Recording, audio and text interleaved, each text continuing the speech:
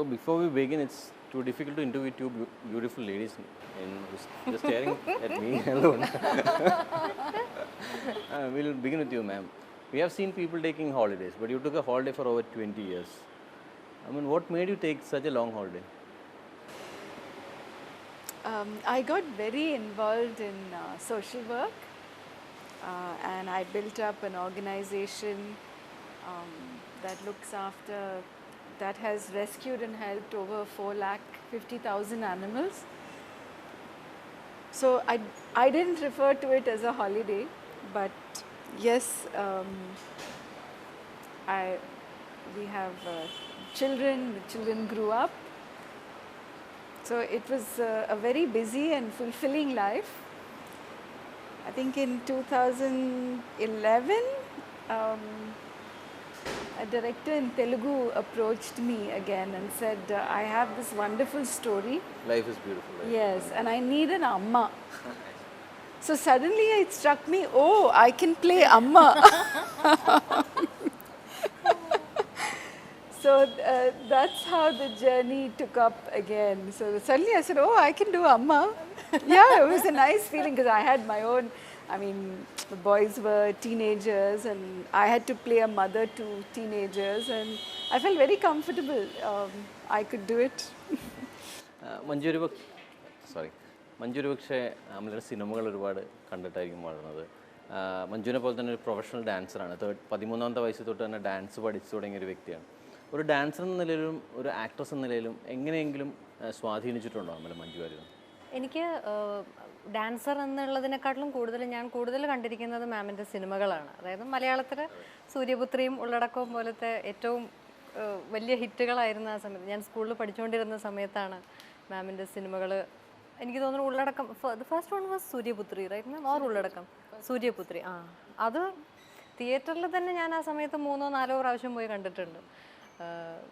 അത്രയും ആ സമയത്ത് എന്നെ മാത്രമല്ല എത്രയോ പെൺകുട്ടികളെ ഇൻസ്പയർ പല രീതിയിൽ ഇൻഫ്ലുവൻസ് ചെയ്ത സിനിമയായിട്ട് വളരെ പ്രശസ്തമായിരുന്നു സൂര്യപുത്രി എന്നുള്ളത്. അപ്പോൾ അതിനുശേഷം എനിക്ക് ആ സമയത്ത് ഏറ്റവും ഇഷ്ടമുണ്ടായിരുന്നത് ഒരു 3-4 ആക്ടേഴ്സ് ഉണ്ടായിരുന്നു. അപ്പോൾ അതിലൊരാളായിരുന്നു അമല മാം. ഞാനിപ്പോൾ പല സ്ഥലത്തും പറഞ്ഞിട്ടുമുണ്ട്. ഇപ്പോഴും നമ്മുടെ മനസ്സിൽ ഏറ്റവും ഫ്രഷായിട്ട് നിൽക്കുന്ന ഒരു വിഷ്വൽസാണ് ആ സിനിമയിൽ. 2 സിനിമകളിൽ അതിലത്തെ പാട്ടുകളാണെങ്കിലും ഞാൻ എപ്പോഴും പറയാറുണ്ട് അമല മാമിന് the way your hair was following, ma'am ധരിച്ചിരുന്ന വസ്ത്രങ്ങളും ഒരു മൂവ്മെന്റ്സും ഒക്കെ ഭയങ്കര സ്റ്റൈൽ ഐക്കണായിരുന്നല്ലോ.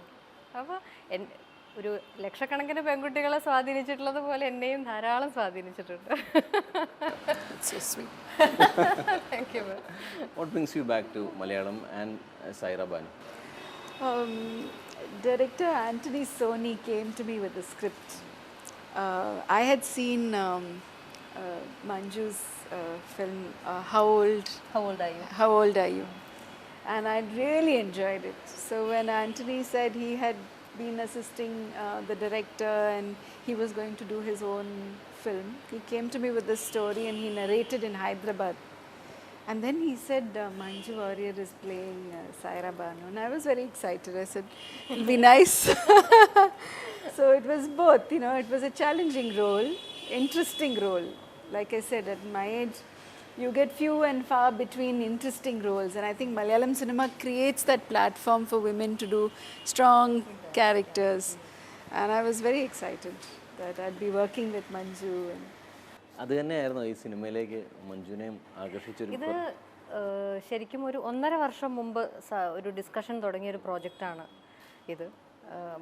എന്നെ ഇതിലേക്ക് ഏറ്റവും തുടങ്ങുന്ന സമയത്ത് അമല മാം ഇതിൽ ഭാഗമായിരുന്നില്ല, വേറെ രീതിയിലായിരുന്നു ഇതിൻ്റെ കാസ്റ്റിംഗ് ഉണ്ടായിരുന്നത്.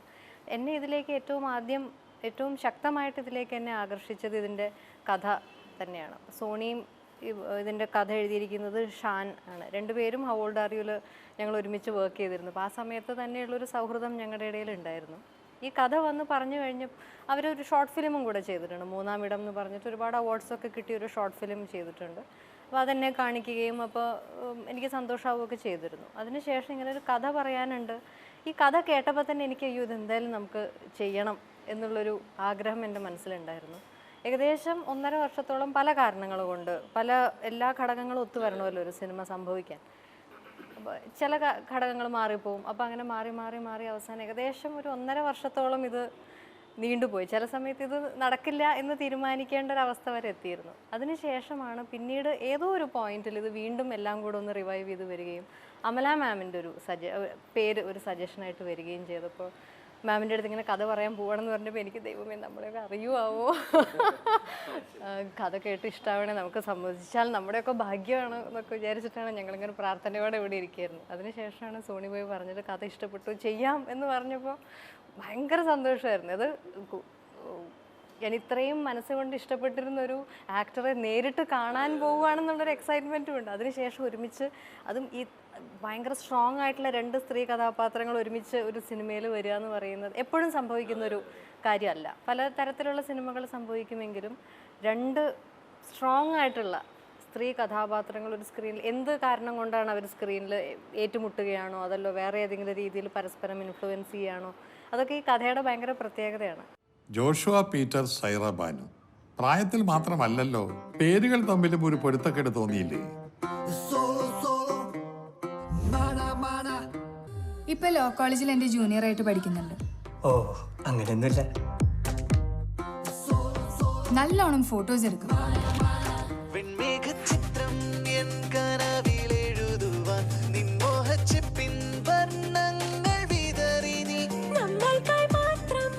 എങ്ങനെയുണ്ട്?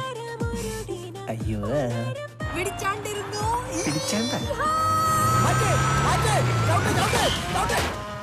Ma'am, I think you have seen the movie The Curious Case of Benjamin Button, right? Is the same thing happening to you?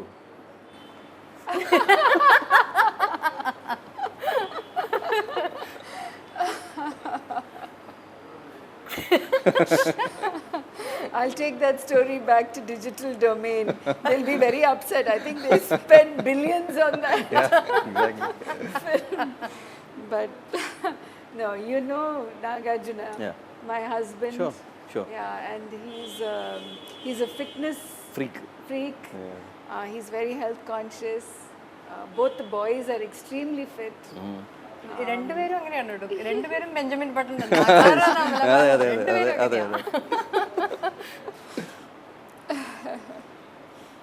And I think it's the അവര് ലൈഫിനെ കാണുന്ന ഒരു പോസിറ്റിവിറ്റിയും അവര് the positive energy that they have inside themselves അത് മറ്റുള്ളവർക്ക് പകർന്നു കൊടുക്കുന്നതും എല്ലാം I think it all adds up. But please allow us to grow old also. I'm letting the grey hair come a little bit. Okay, ഈ സിനിമയിലേക്ക് തിരിച്ചു വരുമ്പോൾ അമ്മവേഷങ്ങൾ ചെയ്യുന്ന റോളാണെന്ന് നേരത്തെ പറഞ്ഞു. എന്താണ് കഥാപാത്രങ്ങൾ എന്നും കൂടി ഒന്ന് പറയാമോ? ഞാൻ അവതരിപ്പിക്കുന്ന കഥാപാത്രം സൈറാബാനു ആണ്. സൈറാബാനു ഒരു പോസ്റ്റ് വുമൺ ആണ്. അതുകൊണ്ടാണ് കെയർ ഓഫ് സൈറാബാനു എന്നുള്ളൊരു ആ ടൈറ്റിൽ വന്നിരിക്കുന്നത്. ഒരു അഡ്രസ്സ് എഴുതുന്ന പോലെയുള്ള ഒരു ഫോർമാറ്റിൽ.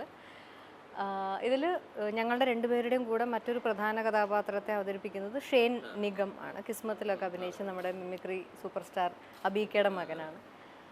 ഷെയ്ൻ അവതരിപ്പിക്കുന്ന കഥാപാത്രത്തിൻ്റെ പേര് ജോഷുവ പീറ്റർ എന്നാണ്. അതാണ് ആ ട്രെയിലറിൽ തന്നെ ഉണ്ട്, സൈറാബാനു ജോഷുവ പീറ്റർ എന്ന പേരിൽ തന്നെ ഒരു പൊരുത്തക്കേട് ഉണ്ടല്ലോ എന്നുള്ളത്. അപ്പോൾ അതിൻ്റെയൊക്കെ ഒരു റെവലേഷൻസ് ആണ് ഈ കഥയിലുള്ളത്. പറയും അമ്മയും മകനും ആണ് എന്ന് തന്നെ പറയാം. പക്ഷെ അതെങ്ങനെയാണ് അമ്മയും മകനും ആയത് എന്നുള്ളതിൻ്റെയൊക്കെ ഒരു ഡെവലപ്മെൻ്റ് ആണ് ഈ കഥ. ആ സിനിമ തന്നെ കാണണം. മാം അവതരിപ്പിക്കുന്ന കഥാപാത്രം അഡ്വക്കേറ്റ് ആനി ജോൺ തറവാടി എന്നാണ്. I think you should tell him about your character. Yeah, so a very strong lawyer character who's also has a son, and she's famous, known to be a winning lawyer, and two strong women have to face each other. So, yeah. That's why you can't reveal anything about the story. അത് അത്രയും ഭയങ്കര strong ആയിട്ടുള്ളൊരു സ്റ്റോറിയാണ്. After 20 years came to Malayalam also. Yes. 20 or 25, man? 25. 25. Forgot the 5 years. So it's like a lifetime, no? Yeah, exactly. 25 years. അത് നമുക്ക് വിശ്വസിക്കാൻ പോലും പറ്റുന്നില്ല അല്ലേ? Suryaputri എന്നുള്ളടക്കം it's still so fresh in our minds. So after 25 years, what change did you see in Malayalam movies other than the new actresses coming in? What changes did you really see? Well, I see immense talent immense talent. I mean, Malayalam industry was always famous for its talent, and now I just see a sea of extremely talented people, technicians, artists, you name it. Cinema also has so many different ideas. There's so much of fresh ideas flowing in Malayalam cinema. I've started watching Malayalam cinema again. I think during the shoot, if we packed up at 6 o'clock, we'd immediately go to the theatres and watch, because I had people who could also translate for me and tell me what's going on if I didn't follow the dialogues. നിങ്ങൾ തമ്മിലൊരു professional rivalry ഉണ്ടായിരുന്നു? Professional rivalry ഞാൻ മാമിനെ കണ്ടപ്പോൾ ഞാൻ ഇപ്പോഴെ തന്നെ കണ്ടില്ല. I just look at her and എനിക്ക് സൂര്യപുത്രിയും അങ്ങനെ അതിലത്തെ എല്ലാം ഞാനിങ്ങനെ മാമിന് ഭയങ്കര ആരാധനയോടെ നോക്കിയിരുന്നു. അത് അന്നും ഇങ്ങനെ തന്നെ, ഇപ്പോഴും ഇങ്ങനെ തന്നെ. അല്ല, എന്നാലും ഒരു ഇത് കാണൂലേ, എനിക്ക് നന്നായിട്ട് അഭിനയിക്കണം, എനിക്ക് അത് ആർക്കാണെങ്കിലും ഇപ്പോൾ നമ്മുടെ ഓപ്പോസിറ്റ് നിൽക്കുന്ന ഒരാൾ നന്നായിട്ട് ചെയ്യുമ്പോൾ അറിയാതെ നമുക്കൊരു ഹെൽത്തി അത് ഹെൽത്തിയാണെന്നാണ് എനിക്ക് തോന്നുന്നത്. ആ ഒരു അങ്ങനെ വരുമ്പോഴാണ് നമുക്കും നമ്മുടെ ഭാഗം നമ്മൾ മോശമാവാൻ പാടില്ല, നമ്മൾ മാക്സിമം നമ്മുടെ ബെസ്റ്റ് നമ്മൾ കൊടുക്കണം എന്നുള്ളൊരു സ്പിരിറ്റ് നമ്മളിൽ ഉണ്ടാവുന്നത് അപ്പോഴാണ്.